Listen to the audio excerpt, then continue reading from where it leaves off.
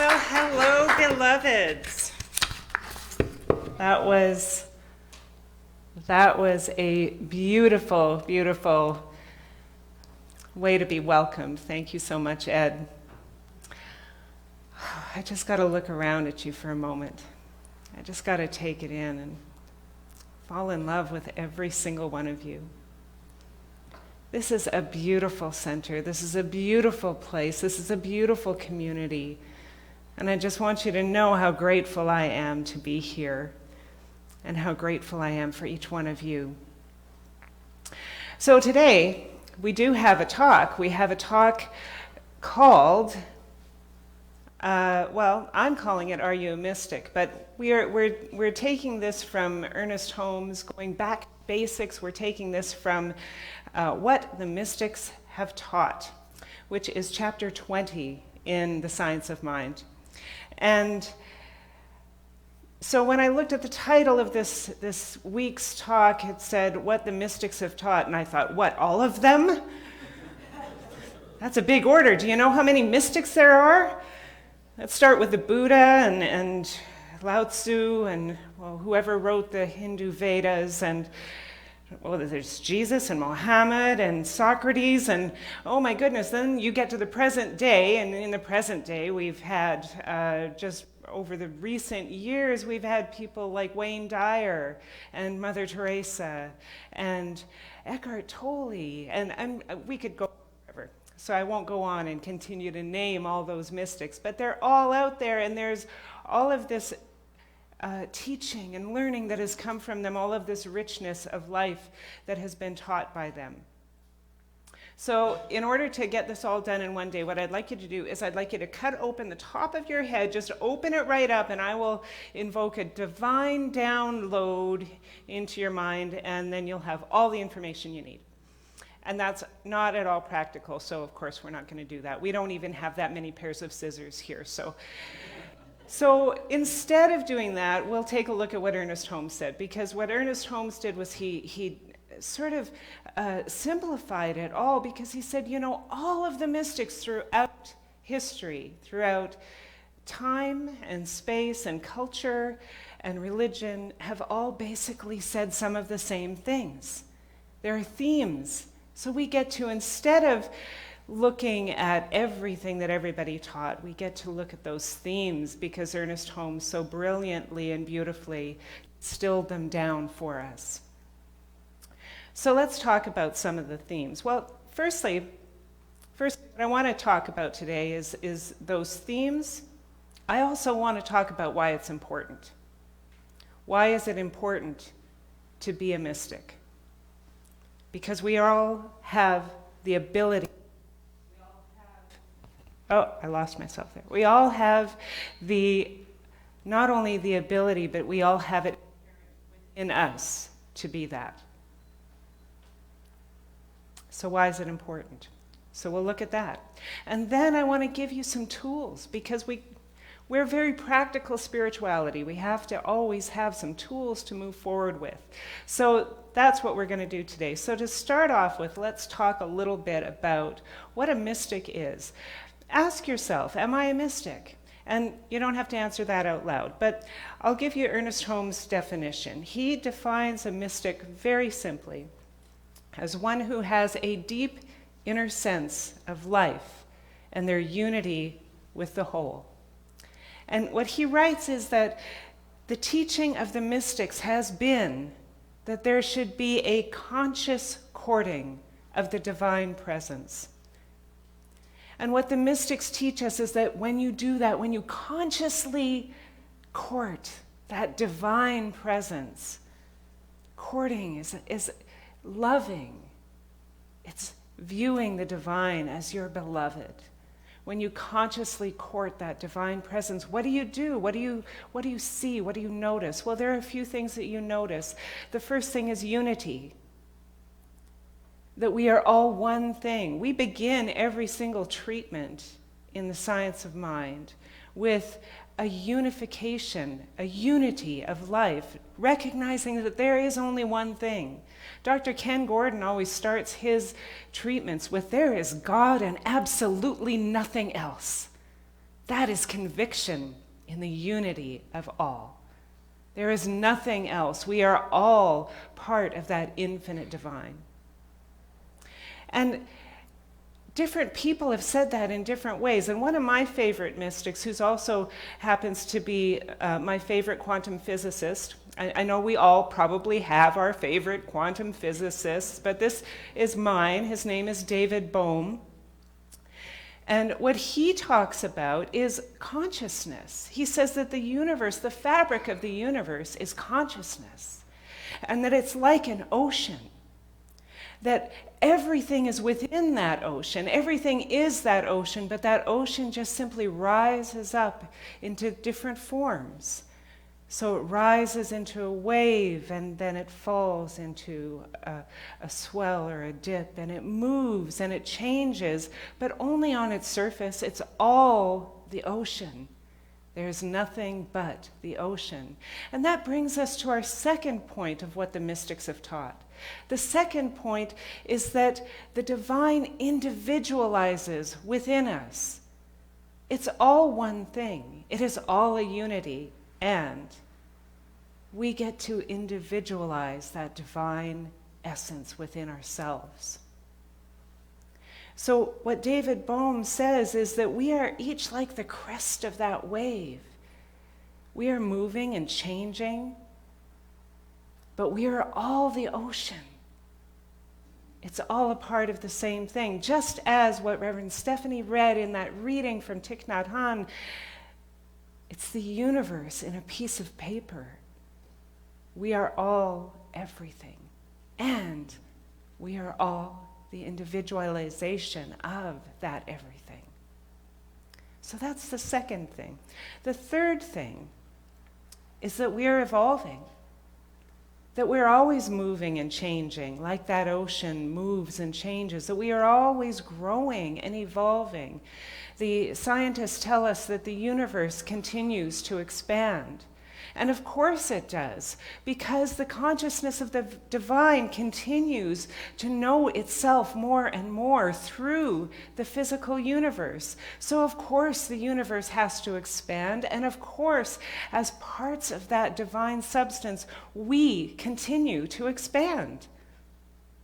We are all growing and evolving, and Ernest Holmes says we're all going to make it to that place where we grow back into knowing what our real relationship with the divine is, because our real relationship is that we are that.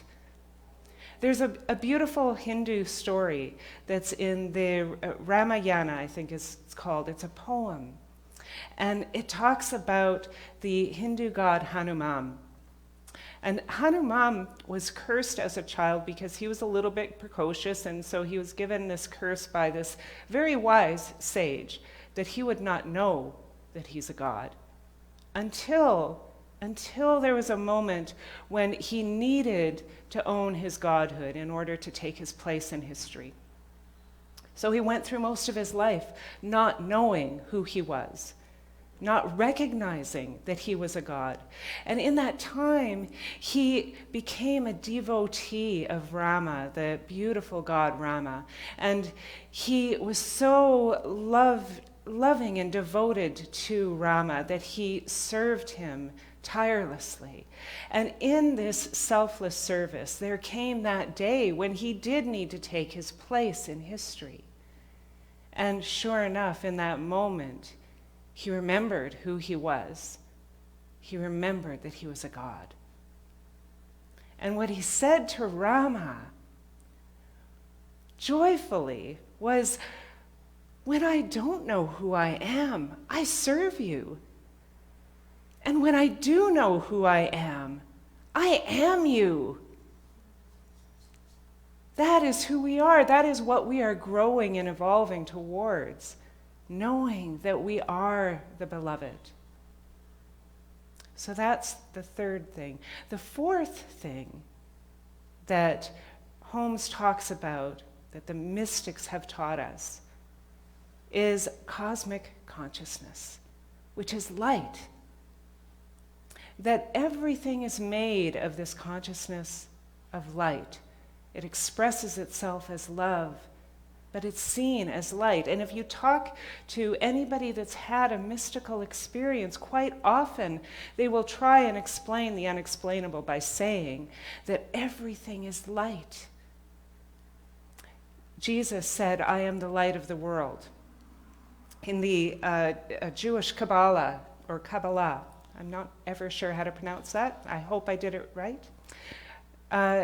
The beginning of the world is said to have been an explosion of light, and that we are all just pieces of that light that is the divine through us. So when Buddha sat under the Bodhi tree, he is said to have become enlightened. This is what we are. We are light. And to give you an even more real and present kind of demonstration of this, I'm going to ask David to play an audio clip. It's the last 40 seconds-ish of the last talk that Ernest Holmes gave publicly, which was at the Whittier Church dedication. And it's a little hard to hear, but don't worry, I'll read to you the words that he actually said afterwards. So if you don't catch all the words, don't worry about it. You'll get them after. So David, could you play that for us, please? I see it.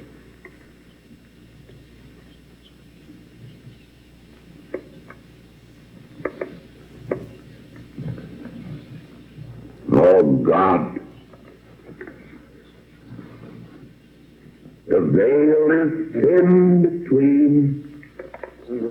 We do mingle with the hosts of heaven. I see it, and I shall speak no more.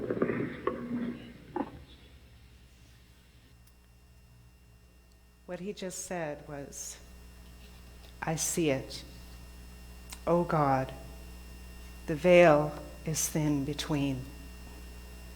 We do mingle with the hosts of heaven. I see it, and I shall speak no more." And that was his last talk. And he didn't speak publicly anymore.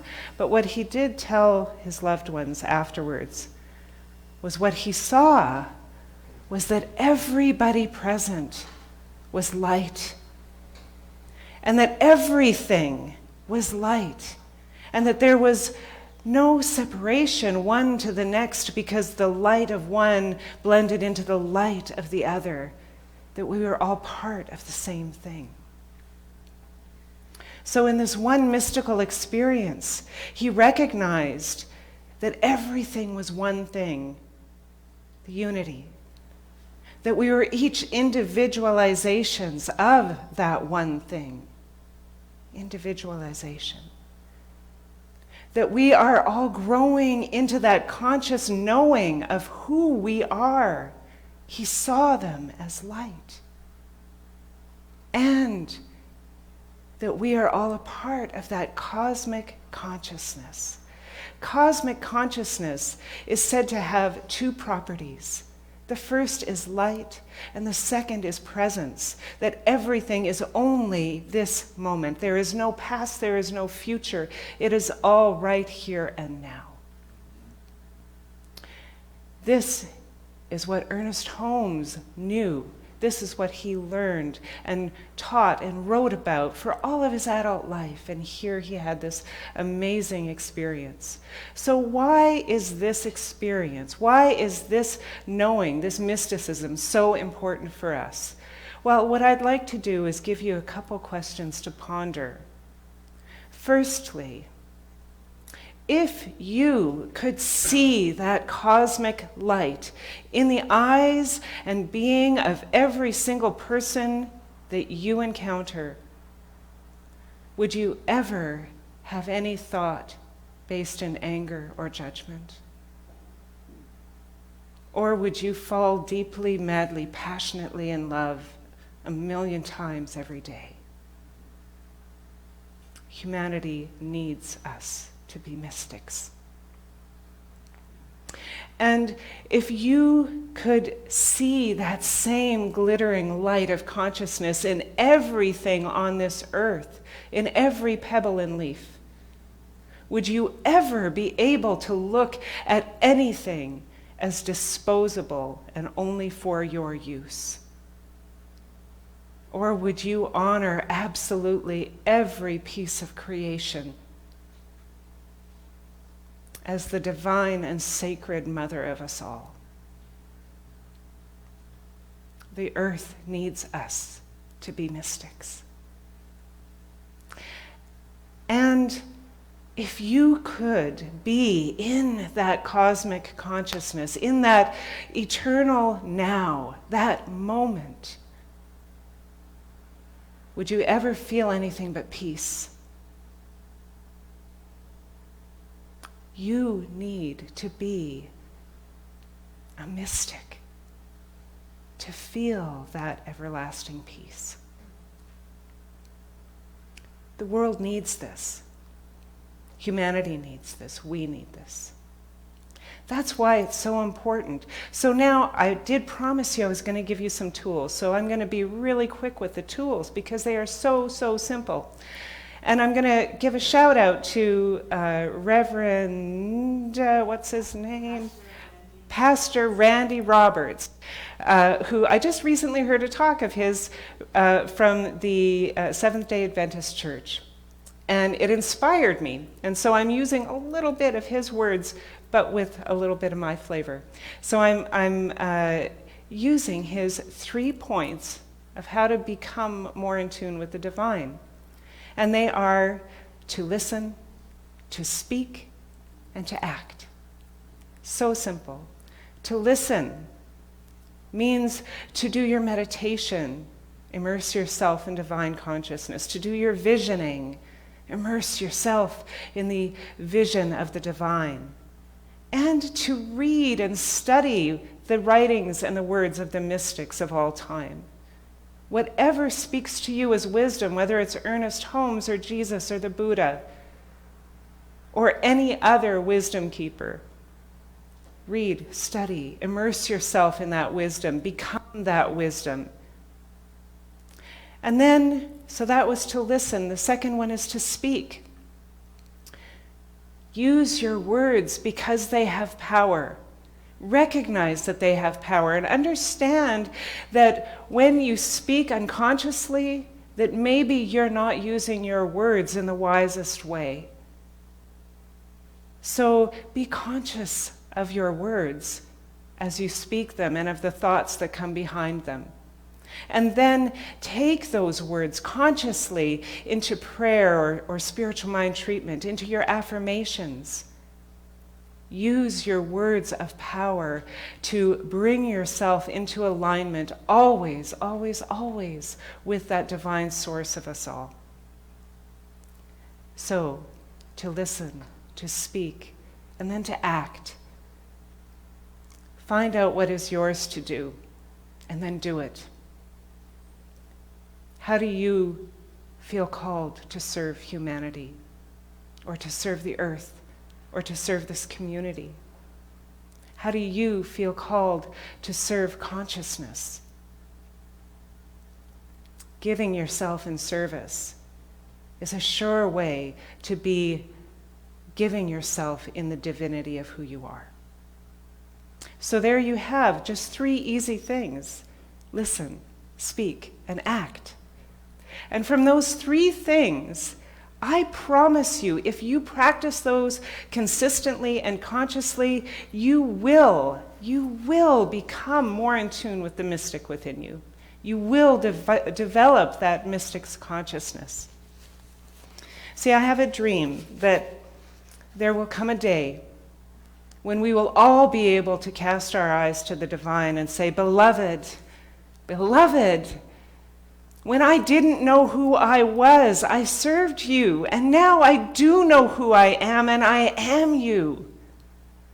And then we will each look upon each other and say, "Beloved, beloved, beloved, when I didn't know who I was, I served you." But now I do know who I am. And I am you. I am you. I am you. Practice this. Practice this and bring yourself into that mystic divinity. So I'm gonna say our affirmation for today. And if this is in agreement with your being, after I say it through once, we can say it together. I open my eyes, my ears, my heart, and my mind to the infinite presence and discover the great mystery within myself and within all life. So you can repeat that after me if you choose. I open my eyes, my ears, my heart, and my mind to the infinite presence and discover the great mystery within myself and within all life. Beautiful. Thank you so much. I am so grateful to be here. I love you all. I bless you all. Namaste.